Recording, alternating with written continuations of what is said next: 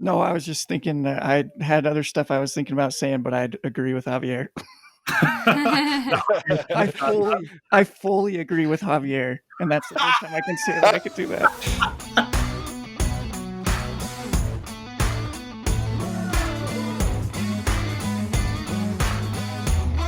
Welcome back to the What's Our Verdict TV podcast, where we fashion ourselves television judge and jury. My name is JJ Crowder. I'm here with my co-hosts Mattson Heiner, Better red than dead, Javier Ortiz. What is up, my nerds? Ian Anderson. Some shit. And we have a very special guest host today, Nicole Ortiz. What's up, guys? All right. So before we get started, if you haven't already, be sure to hit that subscribe button, share with a friend, helps us grow the podcast. Also, make sure to go and check out our sister podcast, What's Our Verdict Movies, where we review and cast our verdict on your favorite movies. Today, we're going to be reviewing the miniseries Waco, which is available now on Netflix. It was released in January of 2018. It tells the story of the Waco, Texas tragedy that occurred in 1993. Today's review will cover episodes 1, 2, and 3, and next week we'll cover and conclude with episodes 4, 5, and 6. So we will go through each episode, give a quick synopsis of that episode, and then we'll discuss it. Yeah, so let's jump right in, guys. Episode 1 takes place 9 months before the Waco siege. David Koresh preaches to his Branch Davidians at the Mount Carmel Center about what joy is. Afterwards, he and a few of his followers perform a cover band at a bar where Koresh meets David Thibodeau. Judy Snyder, one of Koresh's many wives, learns she's pregnant with his child. This puts her at odds with Steve, her true husband and Koresh's right-hand man. Meanwhile, Gary Nosner, head of the FBI Crisis Negotiation Unit, is assigned to Ruby Ridge to help defuse the standoff there. 6 months later, the ATF is criticized for the way the Ruby Ridge case was handled, and Nosner holds some concerns about the written report, which paints Mitch Decker, an FBI agent who Nosner believes acted poorly in the handling of the situation, in a positive light. The ATF receives word that a shipment of weapons is bound for Mount Carmel and begins surveillance on the compound. So let's talk about episode 1. Who wants to kick us off? I think we should have our special guest, Nicole, kick us off. I think that's a great idea. I'm happy to. Javier said that you guys were watching this for the podcast, and he's like, do you want to watch it with me? And I was like, yeah, sure. We'll just have it going on in the background. And seriously, the first 5 minutes, I was like, this is so captivating. What's going on? Who are these people? What are they doing? Yeah. So I think when there are docuseries, because I watched a couple of kind of similar docuseries where there is a group of people who, if you just hear the description of kind of what they are, you're like, well, that's weird. There's probably some crap going on there that's not good. Better keep eyes on these people. I'm always really interested to see what their side of the story is and kind of see what their belief system is. And then, of course, there's the awesome conversation and dialogue about, freedom of religion and even on the line of cult and whether government should be involved with things like that. And so, yeah, I would say that this first episode definitely reeled me into this storyline for sure. You know what's so frustrating? What's that? Dive in. Is that there is no problem for police officers or law enforcement to survey American citizens, but as soon as a politician is surveyed, it's a scandal. It's like breaking the media scandal. We've got Watergate, and now we've got Trump claiming Obamagate, which is worse than Watergate. So where's all this zeal and pomp when it comes to the FBI or the NSA overstepping their bounds? Riddle me that. Riddle me that. I hope we get a tweet from Donald Trump after he listens to this. Maybe we'll get your response there, Javier. Because he definitely listens. After he listens to it. Yeah. His weekly listen-in. I bet he does, though. But, Javier brings up a great point. For me, one of the sticking points of episode 1 was just how they painted Ruby Ridge and these people up in the mountains. Obviously, where there's some shady things they were doing, maybe, but it seemed like the government was overstepping their bounds, entrenching upon some of their rights. And then it's juxtaposed with the Branch Davidians in Waco, where they just seem like a peaceful institution, but there's some of this gun stuff. There's rumors about child abuse, probably from disgruntled past members. And yet the ATF looks at it as a way to reverse the bad publicity they had from the Ruby Ridge event and looks to kind of seek revenge on that through a different group. And that's what really was interesting to me from the first episode, is kind of what Javier talked about. How does the government get the liberty to do that? It seems just kind of unfair. If they want to start surveillance on you and start ruining your life and interrupting it, go right ahead. That's what they did. Zero consequences. Yeah, I think there's I wouldn't say that I know a ton about like law enforcement laws and things besides what I've seen on various TV shows, but I feel like in a lot of things that I've watched, there's always this this almost equally shadiness of a government entity or whatever law enforcement officer wants to get, knows, at least they feel like they know they're doing some shady stuff and they personally believe they should be in jail, but they'll do all this shady stuff to get them into jail, even if that means they're not going through the proper channels or they're trumping up these charges that they can get them accused of, or Yeah. right. Free Joe Exotic, right? Anyway, similar to Joe Exotic, right? I mean, he did some shady things and probably should be in jail, but I don't know. I feel like, especially in this case where they thought that they might have some maybe illegally, like, I think they're modifying these guns, that might be the case, that they were going all of like that. I think what they did to go around it, definitely as it progressed, but even in the very beginning, it was equally as shady as what the possible shadiness of the gun situation. Does that make sense? Yeah, because I'm religious, I have guns, and I have food storage. The only difference between me and the Davidians is that I haven't modified my guns. But you're telling me if I put like a bump stock on my AR-15? So the difference is you haven't broken the law. I mean, I still don't think that they knew that the Davidians broke the law. But you're telling me that if I put a bump stock on my AR-15, that it gives the federal government the right to come in and shoot my wife and burn down my house? I don't know. Yeah.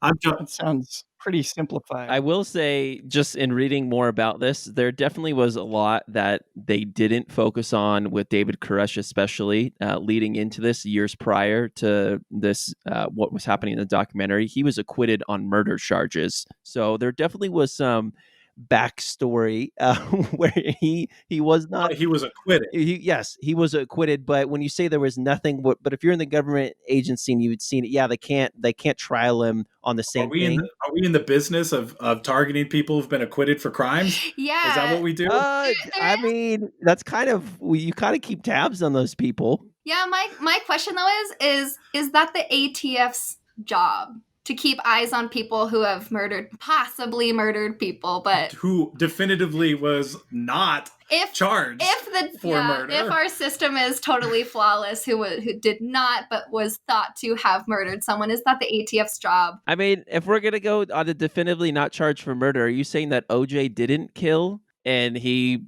just? I mean that's he was in charge. But I'm saying that OJ was definitively not charged for murder.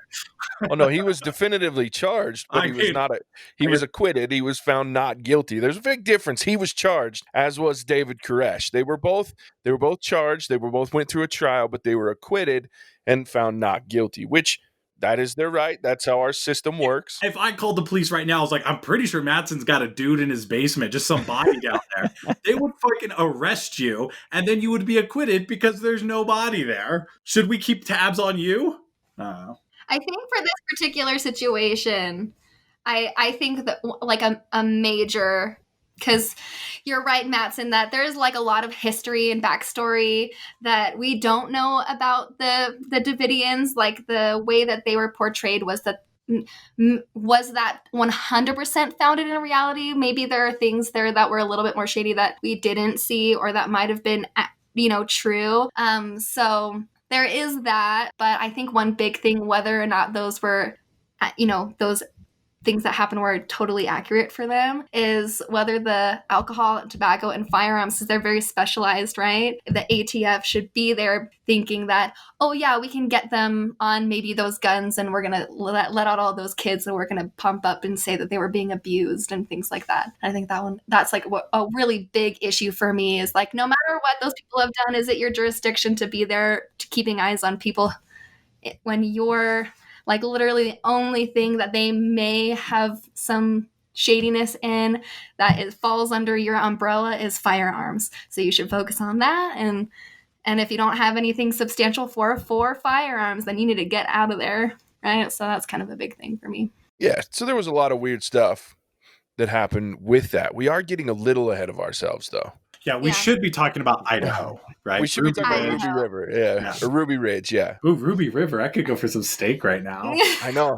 See, I haven't eaten dinner yet, so that's all I was thinking about. I thought it was really cool in this episode showing, because, you know, later on, Nosner, and that storyline and the Davidian storyline matches up. I think it's really cool that in the first episode, they really are following like those two books. And I really want to read them because they're based off of the book that Nosner wrote and Thibodeau wrote. Thibodeau's being, you know, the survivor of Waco and his experience with the Davidians, and then Nosner's experience in negotiating and his experience with Waco. I think it's really cool that they started off kind of following the narrative of those two books, and then eventually the storyline of those two books meet up because they both talk about the Waco incident. So I think it was really cool how they started out with those two storylines, because they, at first, you could tell that they're doing two different things, but it really builds up to the foundation of the relationship that they have later on in the series. So I thought that was really cool. Yeah, I really like the way that they introduced they used this episode to introduce all of the parts to this show, right? The main characters that are going to drive, whether it be, and Michael Shannon, from the beginning, David Nosner's character, man, he does such a great job of playing this guy that's trying to do the right thing within an organization that obviously has some rough edges that it needs to work out, and is really at this time in the middle of a transitional period, like they talk about in a later episode. But it's, you know, he's trying to maintain and keep people alive on both sides and make sure everything's done the right way. So I really like the way they set him up. And then on the flip side, of course, they show a certain side of Koresh, you know, starting out with his morning run with his son, and then, you know, very charismatic guy while he's preaching to his congregation. So I really like the way they lay the groundwork for the rest of the series, in that they pay so much attention to the people that this whole thing hinges on. Yeah, the two leads for this documentary were amazing. I was blown away. Taylor, how do you say his last name? Taylor Kitsch, if I'm saying that correctly. He comes from Friday Night Lights, the TV show. I love him in that. This is the best acting for performance I've ever seen him in. I believed his role. I felt like what he was saying as David Koresh was believable to me. I loved his Southern drawl. And then on the other side of it, Michael Shannon as Nosner, just the emotional depth and the morality of the decisions that he had, along with David Koresh. I thought both actors really did a great job in this first episode. And that's what kept me wanting to watch more, because it just felt like we were watching what was actually happening. Oh, absolutely. Yeah. What'd you think, Ian? Yeah, Ian, tell us your thoughts. Thoughts for your thoughts. Thoughts for your thoughts. I really like Gary Nesner's character. My understanding, I can't remember if I read this or not, but I don't think he was actually at Ruby Ridge. But I like that they start us there, and as well as like we get to follow his character through the entire series, because I feel like he's the one that you can identify with, and he's this seeker of truth, or at least I haven't watched the whole series yet. So based on what I've seen so far, and kind of starting out in that first episode, is he's somebody that everybody can identify with, that tries to tout this middle ground of like this rogue agency that's breaking its own laws or whatever else. Like I'm not going to get too much into that. We've already done that. And No, go ahead. As well as I know Javier would love it. Yeah. But I think they do a good job of making him fairly neutral and allowing you to identify with him throughout the telling of the story, which I think was really smart. And is it Michael Shannon? Is that his name? Yep. The actor. I think he does an excellent job. I've seen him in a few other things and really enjoy so far what I've seen of him in Waco. Yeah, he's cool. He's like the voice of reason, I think, throughout the whole series. Let's not forget a truly appropriate FBI agent name, Mitch Decker. Yeah.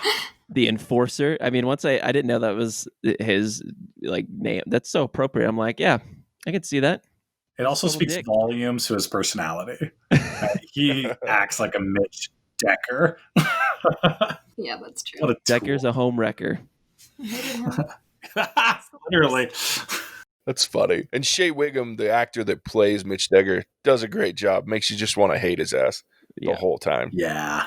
Oh, He's a prick. actually hated him for sure. Yeah. Which is rough. It's easy to do, but I actually, thanks to him, like I was so pissed that I looked up to see if any of those agents went to prison. And guess what? They didn't, because the federal government is a sham.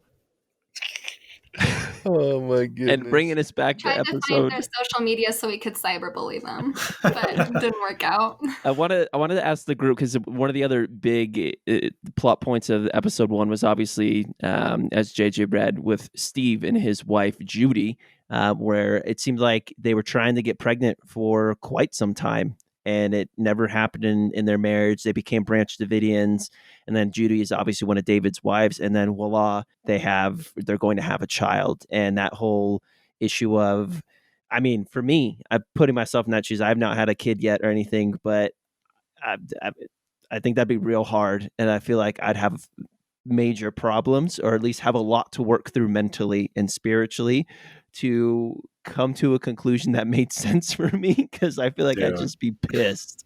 That's one thing I could not relate to. And like, I consider myself a devout Christian, but if my religion suddenly told me that the only person that could have sex with my wife is the leader of the church, I would no longer be a devout Christian. I would.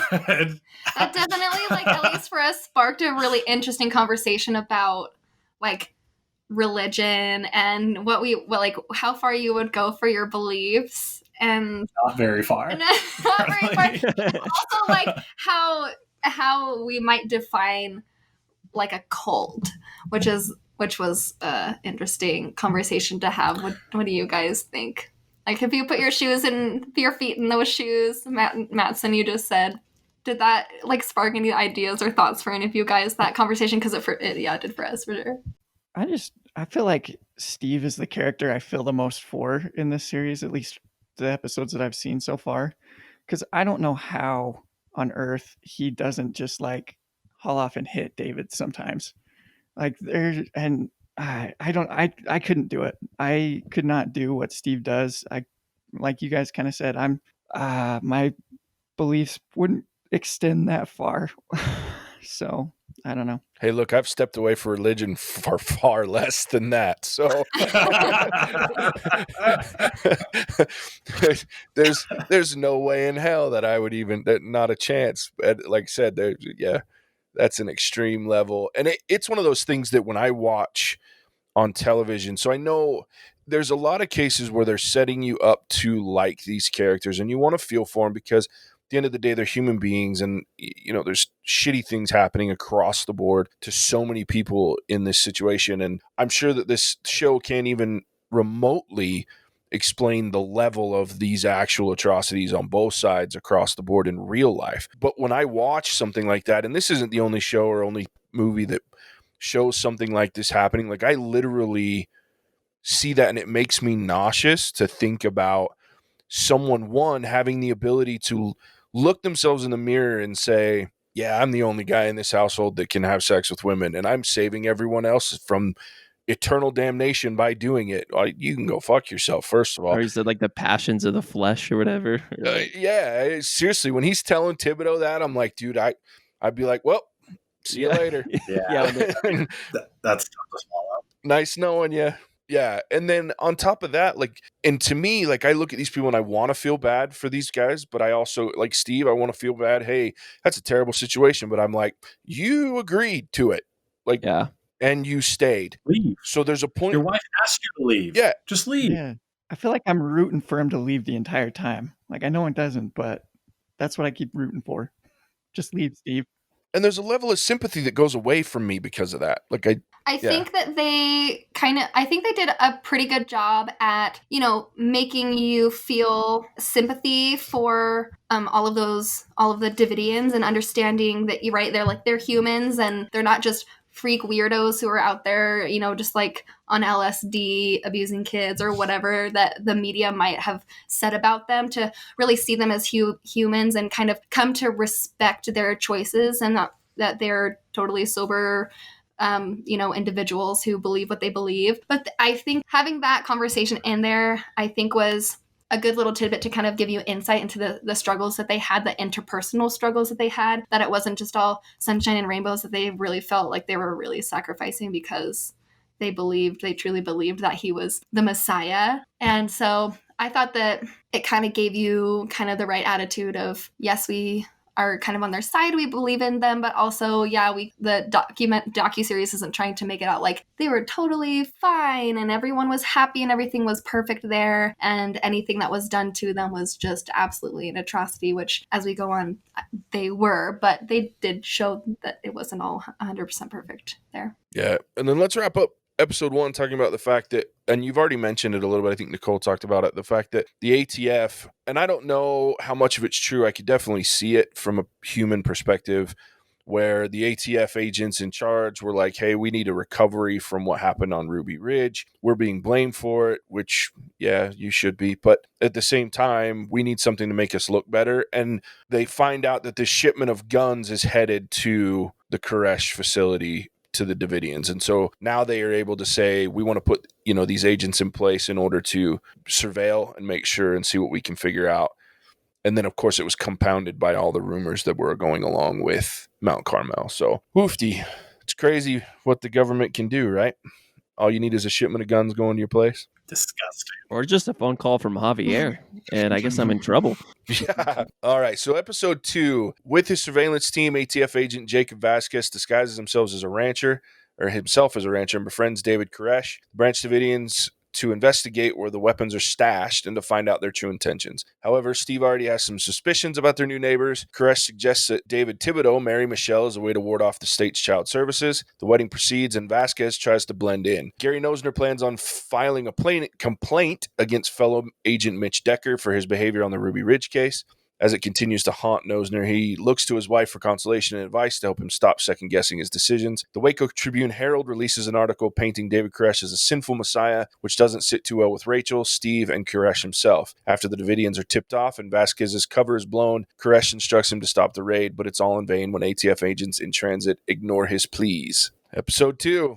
So I'll kick it off. I actually clicked on, I read that Waco Tribune Herald, and Javier and Nicole, that's where I learned for the first time some of the backstory of that, where this documentary doesn't go into, where I was like, oh, well, he's definitely been a part of some things that aren't like great.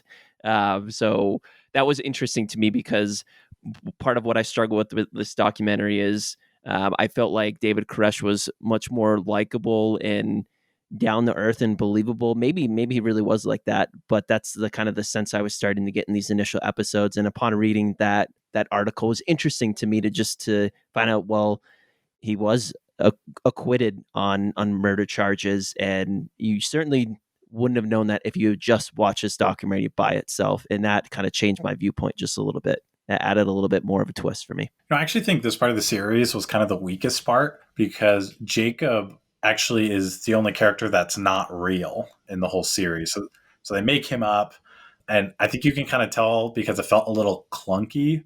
Like Nicole mentioned while we were watching, when David comes and knocks on the door, he's like, "What do you guys do here?" He's like, "Oh, we're ranchers." Like, you guys didn't come up with a game plan here? You're like 200 yards away from his front door. You didn't think that he would come say hi? What's wrong with you? I thought that was like, it was a real character. They just renamed him. Wasn't that like Robert Rodriguez or whatever his name was?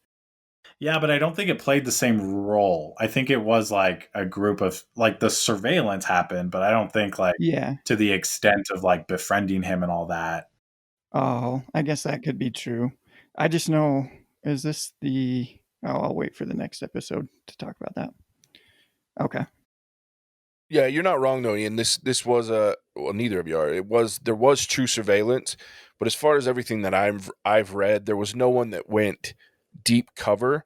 My understanding is the guy you were talking about, Rodriguez, did actually infiltrate the home they invited him over. He went in and tried to find the weapons, but he only went and had dinner. He was never given freedom to roam the home at all, like you kind of see Jacob start to do. Yeah, be the women's corridor. What are you doing here? Yeah.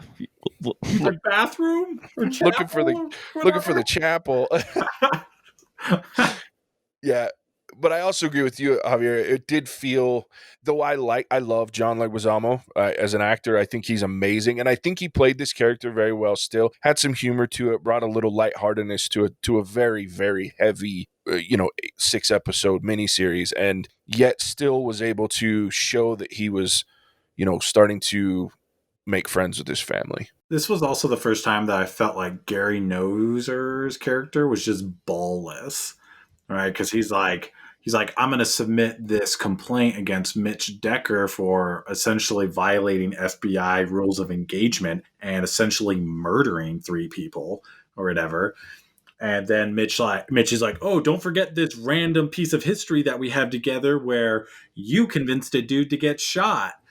And then Gary's like, oh, that's a good point. I guess I won't report you then. I was like, are you kidding me? This is why there are people out there who don't believe that there are any good cops, because if there were good cops, they would turn in and stop the bad cops. But no, they turn a blind eye for self-serving purposes. And that's exactly what Gary did. If he would just pony up and grow a pair, then we essentially maybe could have avoided some disaster at Waco, at least according to this docuseries. But yeah, that was kind of hard for me to watch at first. And then by the very end, kind of thinking back on it, where his like morality is in the right place, and I root for his viewpoint of things are broken, people are getting a slap on the wrist or moving on, or not being, justice is not being served in the way that it was. This is not being resolved how it should be, because innocent people have died. And so I agree with his morality, but I was very disappointed in the beginning in this episode when he kind of dropped it. When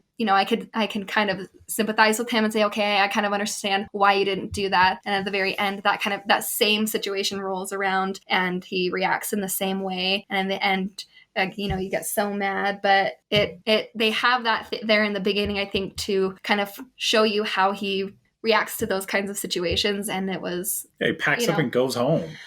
He just gives up. It's like throws more complicated than that, but like a yeah. little bitch. But yeah, so then in the first, in the beginning in this episode, it's less intense, right? But, anyway. I think it's hard. Like, I definitely see where you're coming from, but I also feel for the man, because I think in similar situations, I can't say that I haven't been in a situation where I said what someone was doing was wrong and even confront them about it. And all they have to do is bring up something that is going to put me in an embarrassing light or show me doing wrong. And I can't say that every time that's happened to me that I haven't gone, never mind, I'm good. I'm not going to say anything, because dude, you have that right. You're not law enforcement. I know, but here's the thing. And I know that we put a strong light on law enforcement and they're held to different standards they should be in most situations, but they're still human. At the end of the day, they're still in the same situations. It's just more under a spotlight, and there's more impact, which should require more self-control and the ability to make sure that you're willing to take that hit. But that's their regular world and they're living in that. So I can't say that I 100% don't understand why, if this situation actually happened, and that Nosner would say, you're right. And I'm sure it happens every day in law enforcement, right? Someone says, I'm going to turn you in because you did the wrong thing. Yeah, but you did the wrong thing in this situation. You're going to have that blowback too. It's still a human reaction to fight or flight, protect yourself in that situation. And it's hard to say that I'm upset with it. I don't think they should, but I can't say that I wouldn't in the same situation.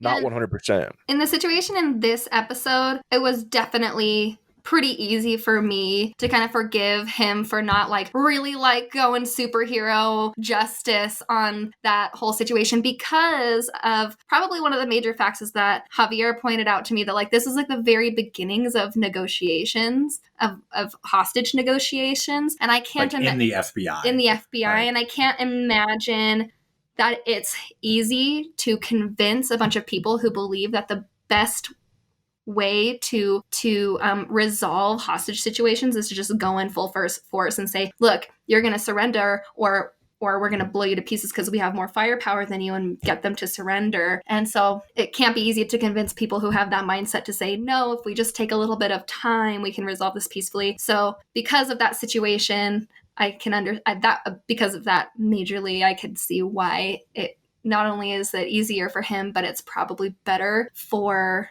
the future of hostage negotiations if he plays it cool so that he can stay in the game and eventually help make more change in the peaceful negotiation side. Harder at the very end of the series, but we're not there yet. Fair enough. Something different I wanted to talk about is this is the episode where David Koresh, rock star, long hair, playing in a band, meets David Thibodeau, who becomes a key figure in this story and really in the real story. He's one of the individuals that writes a book, one of the survivors. I just want to hear from the group, like once you're David and you get to Mount Carmel, and I'm pretty sure they don't have running water, if I remember correctly. Am I right about that? Mhm. They don't have running water. They do not. They live in like the middle of nowhere.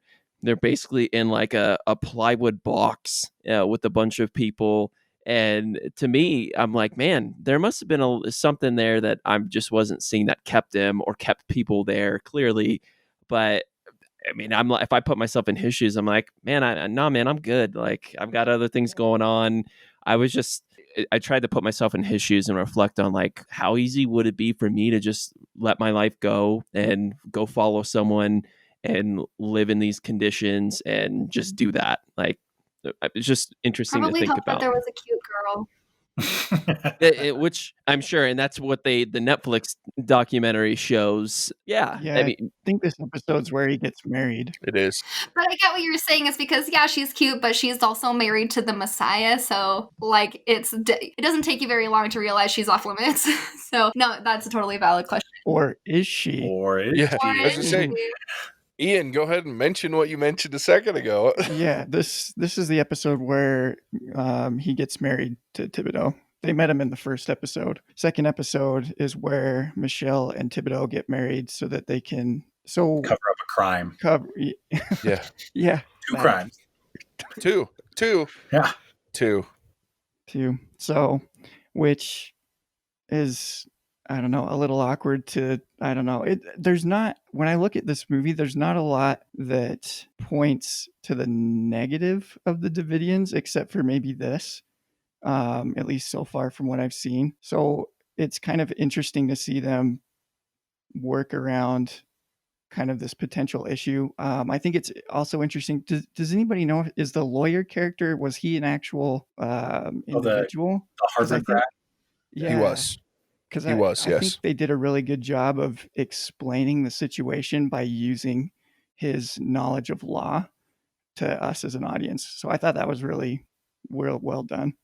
Yeah. I thought it was interesting that, like, I don't remember if it was this episode. No, I think it's a later episode, but Gary makes the comment that he's like, it seems like everyone who calls themselves the Messiah always gets to have sex with young girls, right? And I find it really interesting that this is the episode where you start questioning David, right? Like, you start realizing that he's pretty selfish, right? He's kind of self-righteous, and, you know, he's kind of worried about what's going on. And it just kind of really, like, what kind of man do you have to be to convince a group of people to let you have sex with their 12-year-old daughter? She was 14. Oh, she was 14? Yeah. But she was 12 when she had her first kid. Yeah, 14 was the other sister. Yeah. What? I thought she was 14 when No, she became his wife. She was 14 at this time. Mhm. She was 12 when they first got married, Yeah. and she got pregnant with the little one. She was 14 at the time of this episode. there were two sisters though. Correct. She was 14 when she got married, because that was the whole problem. Is they had two problems. In the state of Texas, you could get married underage with permission from your parent, which they had. What you couldn't do, so he was legal in marrying her, but he wasn't legal in marrying her and having a child with her, because technically their marriage was void when Texas law of Polygamy. polygamy wives, kicked yeah. in. So she was a second wife, therefore that marriage is null and void. Therefore it was statutory rape. So because she had that child when she was 12 years old. So I understand the issue. I just, in my brain, I thought that they were talking about her getting married to him when she was 14, and that was like 5 years ago or something like that in the episode. No. Oh man, yikes. So I just find that disgusting, right? Like, Yeah. Oh yeah. Isn't this the episode where they have that laundry scene with her older sister, and doesn't no, I she think get? that's a few episodes later. Is that Yeah. later? Yeah. I think so. A big one for me, and something that when you were talking about Mattson, is like when would you join up with this and live in the middle of nowhere? And this is, I know I'm in the midst of a bunch of religious folks, so I might rub you the wrong way. But this is literally an extreme version of Mm-hmm. why religion to me in general bothers the hell out of me. Oh, yeah. Because, Yeah. and this is no joke to me. Like, I think about religion and I go, obviously, this is an extreme, far out there version of this, but to me, all religion is like this. There are certain ways that you have to go in and change your lifestyle to meet the identified lifestyle that someone else, whoever it would be, has determined is the right way to live and the most fulfilling way to live. And what gets people to do that in my mind, and I've watched it time and time again, I live in a household of very religious people. My whole family's very religious with the exception of a few of us, but when I look at it, I go, this is religion at its core, in that people cling to what makes them feel good and what helps them justify whatever it is. And I say justify, it's a harsh word, but whatever helps them understand that this is the way that they want to live. It makes them feel better. These are the things that make me better. And I am okay with that to a degree, right? I don't begrudge people their religion because it helps them live their day-to-day lives in a better way most of the time. In this situation, it's the same. So when I think of a David Thibodeau, he comes in, it's obvious he's had some issues with his parents, he's had issues with relationships in the past, and you get that in just that conversation in the first episode of him and Koresh sitting on the floor at this bar. And then he goes with him. He's looking for someone to give his life meaning. He goes to this place, and it's this whole place where he sees people that are happy and fulfilled in their own way. And that he latches onto that because he's obviously missed that in his life. And in that point, when you get those things that are coming, there's a natural psychological chemical reaction that happens and your endorphins kick in and you start to go, this feels good. And then when you see the case of Steve, even starting in this episode where the fear of the ATF coming because they've started to realize that Jacob is they're being surveilled. Even you can start to see the tension with Steve and you go, this is where they stick around because the fear of losing that happiness and that sense of fulfillment or whatever it is that's ingrained them to this place, they're afraid of losing it, which is why they stick around. It's bonkers to me, and that's why I sit and I go, I just can't. That's why I can't get behind religion in general for me, because I look at it that way as a whole. While I was watching this, I was actually thinking that the huge problem, not only in their religion but in pretty much any religion, is this concept of blind faith, or this idea that you should do something or believe in something or act a certain way because someone in authority told you that's what God said, right? And that's something that I vehemently disagree with. Like, I don't believe that that's how religion or God should work. I think that if a commandment is given, something, even something small that changes the way, like you were saying, JJ, the way you live your life to adapt to that, to be what you believe is a better person, there needs to be a reason. It needs to be backed by an agreed upon authority like scripture or things like that. And you'll find that in my religion. You'll find that in the Davidians' religion, that sometimes, unfortunately too often, that you have this thing that turns into tradition that is not backed by any shared authority like scripture. And that just, for some reason, becomes gospel. And I think that's dangerous. That leads to kind of radical members of religions. And that's the issue with religion that I had in this show. Not religion as a whole, but that unwavering, unsubstantiated, blind faith. For me, it was a really interesting kind of discussion in my brain because I don't think I have a really good, fully formed opinion. But assuming that we don't know everything that was going on there, but just based on what was shown in the documentary, that there are some shady things happening with the younger girl, and besides, I think that most of it, although it's weird and radical, and I would never agree with it, and I don't necessarily believe that anybody else should have be fully immersed in a lifestyle religion just based off of blind faith, even though you don't really like it. I don't believe that. It was interesting to me to have this thought that it still is a valid religion, and this is America. They should be able to worship the way that they want to worship. And if that's that weird way that they worship that I don't personally agree with, then it's America. And you shouldn't find a reason to storm their compound. which is essentially what the ATF did. Because majority of the people disagree with the way that they believe, or there is maybe misinformation about abuse of children. I agree with that. I think if there's actually abuse of children, that's where things should be. And then in the case of that one girl, I think that's really toeing the line with child abuse, because she like in that laundry scene that's later on, she didn't have a choice, and things like that. But it gets a very iffy. But if it's just he has multiple wives and he's the only one that has sex and all the males can't have sex with their wives, maybe we disagree with that, but it's America. Oof, it's rough. All right. So just to finish up on this episode too, like one thing that really hit me was an interesting, and I don't know if it was true. I've been trying to find out, because Jacob obviously I know was a changed name. He kind of embodied, if I understand right, he embodied at least 2, maybe 3 of the surveillance team that were there, kind of different situations that they all found themselves in. But him trying to, when they figure out who he is and then tell him to call the raid off, and he's running down the dirt road trying to stop these cars and all the vehicles coming through, and he's just flat out being ignored and told to go away, and flat being basically hammered at the end of it by his superior. So for me, it was really interesting. I would love to know if that actually happened, like if there was someone that was one of the surveillance team was trying to stop it. I couldn't find anything in my research that confirm that or not. But you know what, Ian? Yeah. You know what they needed? They needed a little girl waving an American flag. White House down. That's for A little bit of White House down. An Would have called the airstrike. dogs right off. Good callback, sir.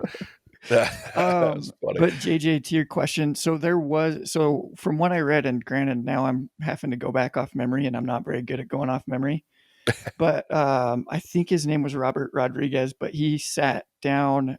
He's the one that was sitting down, when Jacob's sitting down with him towards the end of the episode, and he gets the sinful Messiah paid, or no, they find out from the mailman that a raid is coming. Mm-hmm. That is this Robert Rodriguez. Like, he testifies of like having that experience, but if I remember correctly, he didn't go running down the road. Like, it wasn't such an immediate, that's when the raid was happening, but he went to call it off and ended up going to where their tactical command center was at some university or something like that, to call and try and get them to call it off. And then they kind of talk through the 2 other, I don't know what to call them, like the ones that were over the operation, whether or not they should call it off. So there's some information if you are more interested in that, like how that all played out, but it didn't play out quite like that. But at the same time, he still sat down and had that situation where David said, they're coming, like they know that there's an attack coming, and somebody tried to go and call it off. It's good to know. Yeah, Ian, you're right. I'm reading his testimony. So yeah, a little different than what Netflix what was showed, but pretty true to form. Well, I think David Koresh even says something to the effect of like the National Guard and the FBI or something like that, like they're never going to take me again, which I didn't understand, but I don't know if you guys have any insight on that. That's part of the testimony. So I was kind of curious why, if anybody knew anything from his history that would be like that, but I don't know. All right, so let's jump into episode 3. Synopsis for that: ATF agents in tactical gear storm Mount Carmel Center, and gunfire is exchanged, initiating a standoff between government officials and the Branch Davidians. After both parties call for a ceasefire, a wounded David Koresh phones in Ron Engelman at a Dallas area radio station during a live broadcast detailing the deadly siege. The FBI takes over operations from ATF, and lead negotiator Gary Nosner establishes contact with Koresh in hopes for a peaceful resolution. Koresh suggests that FBI broadcast his message to national media outlets before he could possibly surrender. Later, Nosner talks with Jacob Vasquez in an attempt to find out whether ATF or the Davidians fired first in the ambush. Perry Jones, severely wounded from the gunfire, says his last goodbyes to his daughter Michelle and his fellowship before Koresh ends his suffering. ATF and FBI hold a press conference recapping the events of the raid and playing an audio tape by Koresh as promised. The sect packed their belongings and FBI agents prepared to escort them out, but in a shocking turn of events, Koresh makes a statement to Nosner over the phone saying they're not leaving. Dude, this is when things get wild. Crazy. Yeah. I think we need to start with this initial shootout. Yeah. So many feelings. No one knows who started it, right? Well, no, technically no. So I think the DOJ is, their official story is that Davidians shot first, but ATF agents that were there on site do collaborate the idea that there was a squad of people who their main job was to kill the dogs, and that they fired first and the Davidians responded. So there's a lot of back and forth there from what I understand, but it kind of sounds like that the ATF shot first, which makes sense because law enforcement is a bunch of meathead bullies who kill dogs. So keep that in mind. I was pissed that they killed the dogs. Right? Where's John Wick when you need him? Right. They would all be dead if that was John Wick's dog. This would be over in episode 3. I saw this news Pretty sure John Wick would have just shot David Koresh. Probably. Pretty sure he would have just shot everyone. Isn't that his go-to? That's probably true too. Yeah, so this is one of those things where I don't think this, and then obviously next week when we talk about the later episodes, there's 2 major points that we'll probably never know the truth of, who started what and who did what. Obviously, it was a situation that, even presented in this docuseries that was very tense, right? I can't imagine being in that facility and, that being my home, living there. And, you see all these cops and ATF running up with weapons and setting up with pointing weapons at my home. And then my dogs get shot and not being trigger happy when a gun goes off, right? Or even being trigger happy looking at them going, well, you just run up on my property. It's time to start shooting. So I could see where either side could have started this whole gunfight thing. Obviously, it leans on police to not be the first to fire. That's rules of engagement. Yes. So if they did, that's not okay. But again, there's no real way because both sides have said it wasn't us. Well, and this is where I get frustrated with how the situation was handled, because there's so many things that should have called this off before shots were ever even fired. Like the fact that they had somebody saying, they know you're coming, call it off, it should have never even happened. Like it should have never even started, because that whole dynamic entry, you don't do that when you know that somebody's coming. You know what I mean? Like, especially when you have just cameras. like walking into a buzzsaw. And that's exactly what happened to him. I think it was 4 were killed and like 17-ish more agents were wounded. Like there's a lot of them that got hit. Asses kicked. Yeah. I kind of liked that. Yeah, that was good. That I'm not okay with, Javier. Yeah. That I'm not okay with. Hey, if they're going to roll up on people's property and start shooting. I know, but we're talking about loss of life, period. I think it is a citizen's right to defend themselves. I'm not saying they can't defend themselves. I just don't like that loss of life. Like, give respect to both sides. Sure. And I'm not celebrating the fact that anyone died, but I'm saying that they got repelled. That's a big deal. That's a huge win for American citizens. That the federal government thought that they could just roll up and bully that 4 ATF and just died. Yeah, I don't know if I agree with that. I'm not celebrating that people died or got hurt. But what would have happened is that a lot of Davidians would have been killed. And then what? We just celebrate that they're a bunch of wackos and that the government was just doing their job? No, because never mind.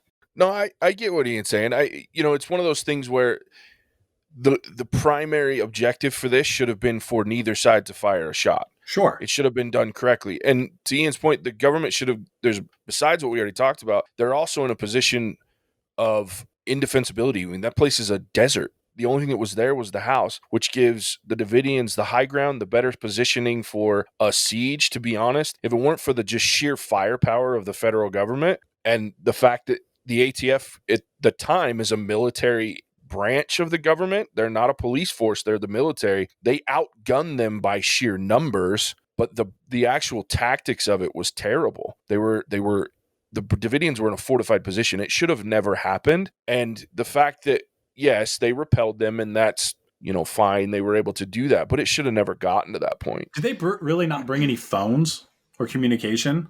Is that a real thing? Oh, I don't know. Yeah. I can share the sentiment of, though I wouldn't celebrate anyone dying because, and I think the radio guy mentioned this in this episode or a different episode, that the ATF were military. They shouldn't have been there at all, right? Yeah, because they were military, they weren't. It was illegal to deploy military troops on U.S. soil against American citizens. Yeah. So for them to do that, where not only should they not have been there at all, especially when they, at least in the documentary, it seemed that they didn't have for sure knowledge that there were any illegal weaponry there, right?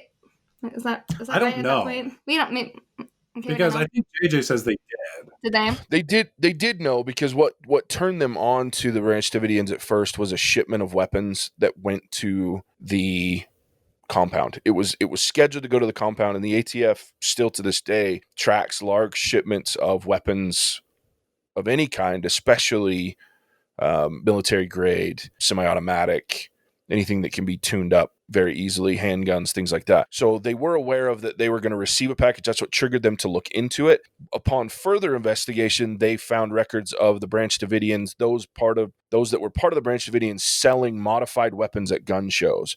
While not entirely illegal, some of what they were doing with the weapons was turning semi-automatics into fully automatics without permits, things like that. I think they mentioned it in one of the episodes that really all they needed to do was get a permit to change the weapons, and it would have never been a problem. But they didn't get they didn't get the permits. So permit. They were breaking a federal law. There was cause for them to be at the home. It was just more goes back to Ian being absolutely correct. There was more evidence of this should not happen at this moment in this way than for it to not happen at all, meaning they should have gone in with a warrant and done a search of the home and done it correctly, and based an investigation off of evidence, and not just say they have weapons, it's going to look real good if we go in and get them. We just screwed up 6 months ago with Ruby Ridge, and if we pull out based on rumors these kids that are supposedly being abused, that makes us look even better. Let's rush in, get it done, because we're the more powerful, they'll submit. And that's the real crux of the situation. They thought, we're the ATF, we're the federal government, we have a lot of guns, we're tactically trained, we're going to do better than this people that are in a house with weapons and who knows what they're going to do. They're going to come out, they're going to submit. It's the cockiness of, and this is true of not just law enforcement, of anyone that feels like they have a more powerful force, has that cocky feeling of, I can make this happen because we're just going to sheer overpower, when in reality, there's a lot more to tactics than just numbers and firepower. As they learned. So they had a warrant, though. That's why they showed up, to serve that warrant. It was a knock warrant, right? Correct. It was a warrant, but it was a warrant to enter the premises, not siege the premises. Right. No, I'm not defending law enforcement, but let me make that. No, I understand. Not a single thing that Javier says in this entire 2 parts will ever ever be in support of law I do want to express the idea that, like, they showed up with a warrant. They had no intention of kicking down the door without some legal precedent, even though they, just by being there, they were breaking the law. But I just feel like they had failed execution, because the ATF agent that they portray in this, Jacob, where he goes in, speaks to him, but I guess in the real story is he had a dinner with them.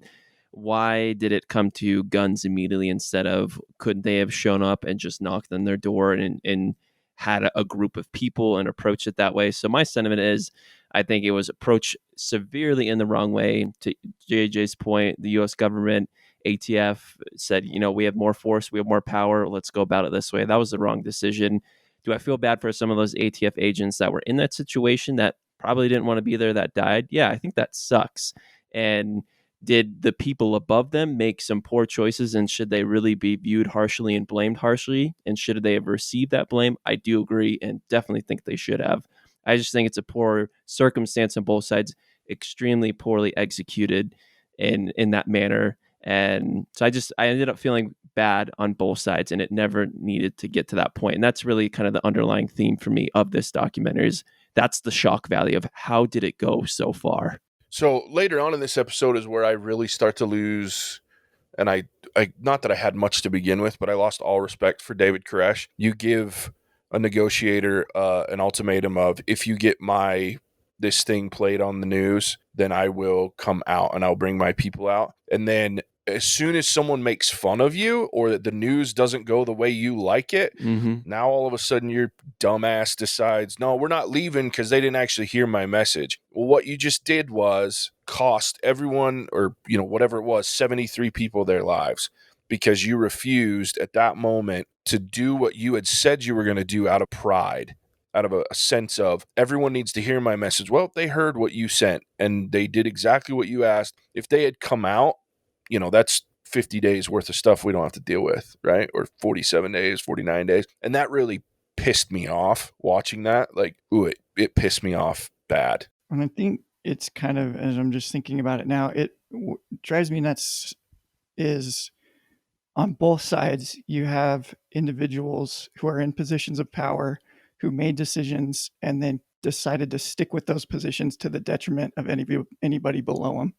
And I think that's really frustrating, and happens all too often. And whether it's my force is bigger than yours, or it's a pride thing where this is the way I want things to go, and so I'm making this decision because that's what I want, or what I've been told, or what I believe is going to happen, even when there's a lot of evidence that points contrary to that, like a willingness to step back from your pride and go, hey, you know what, maybe I don't have the answer, or maybe this isn't the right decision. I think could have, either side could have, I don't know, made it a less horrible situation, but it is what it is. I totally agree with that, and I share that. I've totally shared that frustration, but I also kind of went back to the idea that that is their religion, and just because he decided to go back on that word doesn't give the ATF the go ahead to just murder everybody, or whatever crazy decisions that they made. But they didn't.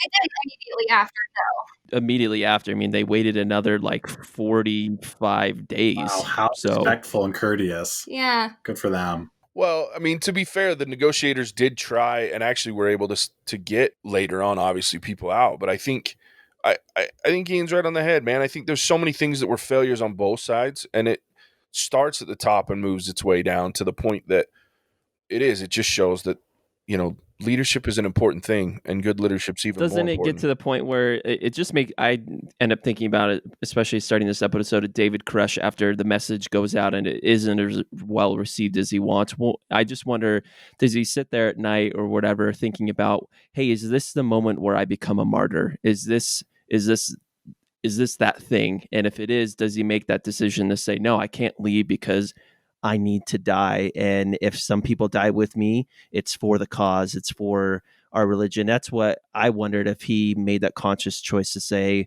well, if I don't go now, when am I going to die for what I preach about? I need to be correct. And just left me wondering about that, if he made that conscious decision. That's just such an irresponsible leader. Like, if you want to be a martyr, go be a martyr. But you can't make that decision for 75 other people. But he did. Totally agree. I got nothing but agreements on that. This is a point where I start looking at this show, and there's been great acting and great portrayals, to the point that I have a hard time sometimes talking about this without treating these characters like the real people, even though we know they're not. Like, the acting across the board, even Rory Caulkin, who played Thibodeau, who I'm not a huge fan of, if I'm being completely honest, just because his delivery's so damn dry all the time. But everybody was so believable in this show and really just sucked you into everything that was going on. I really, really, from an entertainment perspective, and I realized that there was some very heavy things going on, extreme circumstances, but God, it was great acting across the board in this show. In this episode, I think, other than maybe the final episode, to me, this third episode was like the pinnacle of the acting in this show, with the exception of a few pieces in the final episode. What'd you guys think? Yeah, I mean, I was so sucked into this, it played. How quickly did you watch it, Javier? You and Nicole? What was that? How quickly did you guys finish it? Like 2 nights. Yeah. So we watched like 3 episodes a night. Yeah. We watched 3 because we were originally just going to watch 3 and talk about 3, and then we couldn't stop. So that's what I did too. I was like, I just got to watch the first 3, and then we were sitting there, and it was like, next episode, in case she's like, she slyly pushes the button, and I'm like, fuck, okay. All right, let's just do it. I mean, I kind of said this towards the beginning, but I think if the acting wasn't as strong and believable and emotional, could this have fallen on its face and had a very interesting, true story feel to it? Sure, but if it wasn't portrayed in the right way, would it have sucked me in? I don't think so, and that's where, to JJ's point, I just think everyone hit it on the head, and that's where the religious aspects we're talking about, the government aspects, the morality issues, we're able to talk about those things because the delivery of those of those subjects through these characters was very well done, and that's what got me to. I mean, I watched a show in a day and a half. Like, I couldn't stop. Yeah, I like JJ was saying before, I felt like we were watching humans, right? Like, I liked and disliked almost everyone in the series. And that's how you are with just regular people. They make good decisions and they make bad decisions. Mitch right? Decker. Like, And there are a couple people that I just dislike. yeah, like Mitch Decker. Freaking Just Mitch. a bunch of bad decisions. Idiot. But there were people that I liked. Like, I really liked Nosner. I loved Gary Nosner as a character. And even though he made some mistakes, they were understandable mistakes and some things that I can really get behind and understand where it comes from. So I really was rooting for him the whole time. And I just wanted to punch the commander and Mitch in the face. Like, I really did. It's like, you have this guy that's giving you a solution to your problem and you just won't listen. Mhm. Yeah. The commander needed a donut, is what he needed. He would have gone away. By the looks of him, he already had like several. Oh, shoot. I love it. You know, that actor's pretty good. We were watching a show, and I don't remember what it was, but that guy came up too. Glenn Fleshler is his name. And I was like, oh, he's good. And so I really liked him too. Just such good acting. Anyway, I'll stop talking about it. But it was beautiful too. The building looked just like the actual Mount Carmel building. Did. The reconstruction of that, if you look at actual images of it, it's nuts at how they did it. The visuals are crazy. I mean, it's a beautifully done show. I highly recommend going and checking it out if you have any interest in knowing what happened in '93. So yeah, it's great. You will be sucked in. So, all right, guys. Well, we've been at this for an hour. We still have 3 episodes to go next week. Obviously, we'll save our ratings for the second episode, but you know, the first 3 episodes have been fun to talk about. You guys will have any final thoughts you want to share? Or are we ready to just wrap up? I think for the sake of my friendship with Ian, we should just wrap up. Fair enough. All right, guys. So, no, Ian, go ahead. No, I was just thinking that I had other stuff I was thinking about saying, but I'd agree with Javier. I fully agree with Javier, and that's the first time I can say that I could do that. We've done it. We've crossed such an important line in our friendship. Just want to say thanks to Nicole. Thanks for jumping on today. Yeah. Man, thanks for having me. Yeah, thanks, Nicole. Yeah, this whole series had there were so many emotions that happened. Like, almost so much so that I was like, maybe because of that I shouldn't come on. Mostly anger and disgust. Because it's weird, because the feelings that I had at the end of these 3 episodes about the series as a whole was a lot different than by the time we were at the very end. So yeah, this is really cool to watch. It was fun. Yeah, thanks for joining us. Ian, real quick, before we sign off, why don't you tell the people where they can find us? Where they can find us? Man, that's a really big gear change from like... I know, right? Anyways, you can find us anywhere good podcasts can be found. Stitcher, Spotify, Apple Podcasts, iTunes, Google Podcasts. You can also find us on social media at What's Our Verdict Podcast, on Facebook and Instagram. On Twitter, it's at What's Our Verdict. And as always, if you have requests or want to reach out to us, you can get in touch with us at hosts@whatsourverdict.com. We'll love to hear from you. Miss anything? No, that's it, man. Beautifully Appreciate you, Ian. Yeah. I try. Perfection. Just like you and your beard. Just perfect. That's Way right. too long. So this episode, the follow-up to this, our episodes 4, 5, and 6, you can catch that next Tuesday we'll release at 11 a.m. Eastern time. When we release TV episodes, they will be on Tuesdays, 11 a.m. Eastern time. So check that out. Come join us for the conclusion, but we hope you enjoyed this episode. That's the verdict for now, and we'll catch you on the next one. Bye-bye now. Bye. JJ, Cinemagic out. Oh. Yeah.